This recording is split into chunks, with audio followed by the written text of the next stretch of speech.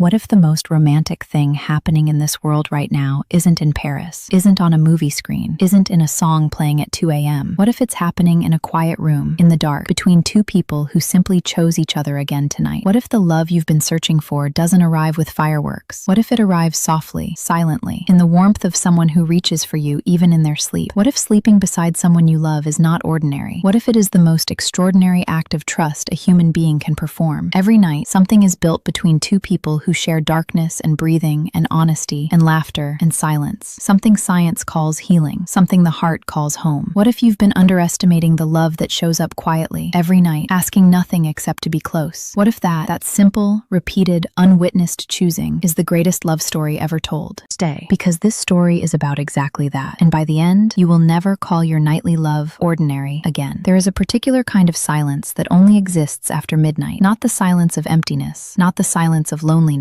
but the full, breathing, living silence of two people who have chosen each other so completely that even quiet becomes a language between them. This is the silence I live inside every single night. It begins the same way every time, and yet it never feels ordinary. It never feels like something I could take for granted, even if I tried, even if I wanted to, even if some foolish part of me thought that repetition would steal its magic. It doesn't. Every night arrives like the first night wore a different dress. Every night holds something the previous one didn't quite capture. The room dims. The world outside continues its loud, exhausting existence. Sirens somewhere. Someone's television bleeding through walls. The distant argument of a city that never truly sleeps. But inside this room, inside this particular geography of warmth and chosen closeness, the outside world loses its authority completely. It simply stops mattering. There is an art to settling into the night together. It is not dramatic. Nobody who has never experienced it would make a film about it, because it contains no explosion, no grand declaration, no sweeping cinematic moment. It is quieter than all of that, and it is more powerful than all of that. It is the sound of two people exhaling at the same time without planning to. It is the instinctive gravitational pull, how bodies that have learned each other's geography always find their way to closeness without conscious instruction. An arm moves, a position adjusts, without words, without negotiation. Warmth is found and warmth is given, and the cold parts of the night are divided and conquered together. I used to think romance was something that happened in restaurants with candlelight flickering over expensive wine. I used to believe it lived in grand gestures, roses delivered unexpectedly, surprise trips to places with foreign names, declarations made in front of witnesses. I was wrong. Romance, the real kind, the kind that actually rebuilds you, it lives here, in this room, in this darkness, in the unremarkable, magnificent, quietly revolutionary act of choosing the same person to sleep beside, night after night, as if no other option has ever seriously existed. Some nights begin with conversation, the kind that could only happen here, in the dark, when defenses have grown too tired to stay standing. There is something the nighttime does to honesty. It loosens it, makes it braver, makes it slip out of hiding more easily. Things surface in these hours that daylight would never permit. Not secrets exactly, more like truths that haven't found the right container until now, until this specific softness of darkness and closeness. Fears get named, small ones and large ones. The fear of not being enough, the fear of things ending, the fear of time moving too fast, the fear of becoming someone unrecognizable under the pressure of living. And what happens to a fear when it is spoken aloud in the dark to someone who simply listens? It shrinks, not immediately, not completely, but measurably, audibly. It loses some of its terrible size the moment it is witnessed by someone whose only response is to hold you slightly closer and say nothing, because nothing is the most perfect answer available. This is the romance nobody writes songs about, the romance of being known in your fear and held anyway, the romance of imperfect truth landing in a safe place, the romance of darkness becoming the room where your most honest self is not only accepted, but quietly, completely loved. Some nights begin with laughter. This kind is my favorite, though I would never rank them because each kind is necessary in its own season. Laughter at midnight has a specific quality that afternoon laughter doesn't possess. It is unperformed. It is not trying to be impressive or appropriate or anything at all. It simply erupts from some shared memory, some ridiculous observation about the day, some private joke that has accumulated layers of history and meaning until the original punchline is almost irrelevant. And what's funny now is simply the fact of being people who share this language no one else speaks. There is profound intimacy in private laughter, in having a humor that exists only between two people, references no one else would understand, absurdities that would require too much backstory to explain to anyone outside this specific universe of two. Laughing in the dark, tangled together, the whole ridiculous weight of life temporarily dissolved into something light and breathless and free. This is romance at its most honest. This is connection stripped of all its formal clothing. This is joy, not as a destination, but as a texture, something that can be felt in ordinary moments, precisely because the person beside you makes the ordinary feel extraordinarily chosen. Some nights begin with nothing at all. No words, no laughter, no confession, just arrival. The simple, sacred act of coming to the same place at the end of a day that may have been difficult or beautiful, or both, simultaneously. On these nights, the romance is not active. It is ambient. It exists in the very fact of presence. The body beside you is not performing closeness. It simply is close, breathing at its own pace, carrying its own private dreams and concerns, existing in its own internal world, and yet present, chosen, there. On these silent nights, I have learned that love is not always an action. Sometimes love is simply a fact, an undeniable, quietly astounding fact. Someone decided to be here. Someone made the unremarkable, world-altering decision to return to this room, this bed, this shared geography of night, to lay their trust beside yours like two things that belong in the same drawer. On these nights, I lie in the inhabited silence and feel something I can only call completeness. Not happiness exactly. Happiness is too small and too temporary a word. Something larger, something that has weight and texture and history. The feeling of a life that contains, at its center, a warmth that was chosen and continues to be chosen, night after silent, full, breathing night. The romance of sleeping together is also the romance of witnessing. I have watched sleep arrive and take what it wants, the tension in a jaw finally releasing, the slight parting of lips, the slow heavying of eyelids that fight and then surrender. There is extraordinary beauty in this surrender. The face that navigates the world with its expressions and performances and careful compositions simply lets go. What remains is something prior to all of that, something honest in a way that waking cannot achieve. To witness someone sleep is to see them before the world got to them, before responsibility and ambiguity and effort had their say. There is a version of a person that only sleep reveals, and being trusted enough to witness it, night after night, season after season, is not something I treat as ordinary. It is not ordinary. It is never ordinary. It is the specific privilege of someone who has been allowed inside the place most people guard most fiercely, the unguarded self, the breathing, dreaming, utterly unperformed self. I have felt, watching this, a love so enormous it had no appropriate expression, a love that simply had to be felt internally, quietly, with no audience and no language capable of holding it. There are nights when romance becomes something entirely physical, not frantic or urgent, but slow, like something that knows it has time, like something that trusts itself, the kind of closeness that builds gradually, with attention, with the specific focus that only exists between people who have memorized each other and still find the landscape endlessly worth exploring. This kind of romance is its own form of conversation, wordless and precise. It communicates things that sentences would only approximate badly. It says, I see you. I want to be close to you. You are not ordinary to me. It says all of this and more through proximity and attention, and the specific language of two bodies that have learned to communicate without translation. Afterward, the silence is different. It is the silence of something completed, not ended, never ended, but arrived at its destination for the night. A stillness that holds its own warmth, the kind of quiet that has texture and memory and satisfaction folded into it. This is romance in its fullest sense, not as performance or fantasy, but as actual, inhabited, chosen, repeated experience between two people, building something that cannot be built any other way except through exactly this, night after night of choosing each other in every available language. Morning always comes, and the morning after such a night carries its own specific quality, soft at its edges, unhurried in a way that ordinary mornings rarely manage. The light arrives differently, or perhaps the light is the same, and what is different is the one receiving it. The first thought is always the same, whether I am conscious of forming it or not. It arrives before I am fully awake, before the day's obligations rush in demanding attention, before the outside world reclaims its authority. Still here. Two words that contain a universe. Still here. The warmth beside me, the breathing, the presence that yesterday was also present, and the day before that, and the day before that. A long, unbroken chain of nightly choosing that has become the central fact of my existence. There are people who believe that love fades with familiarity, that romance cannot survive routine, that sleeping beside the same person every night must eventually reduce that person to furniture, comfortable, unremarkable, taken for granted. I am here to tell you, from inside this experience, from the place where the evidence is gathered, they are wrong. Familiarity, when it is built from genuine choosing, does not diminish love. It deepens it. It adds layers the new and unknown cannot possess. It creates a richness that only time and repetition can manufacture. A love that knows the territory and finds it more interesting, not less, for the knowing. Every night I fall asleep to the same warmth and wake to the same presence. And somewhere in that repetition, in that beautiful, unshakable, chosen sameness, I find everything. Not everything in the world, but everything I need from it. The romance is not in the extraordinary moments alone. It It is threaded through the ordinary ones. It lives in the exhale before sleep, in the arm that moves without waking, in the quiet that speaks fluently, in the laughter that requires no explanation, in the vulnerability that trusts the dark. It lives in the fact of waking up and thinking, still here, and meaning it, and feeling it, and knowing,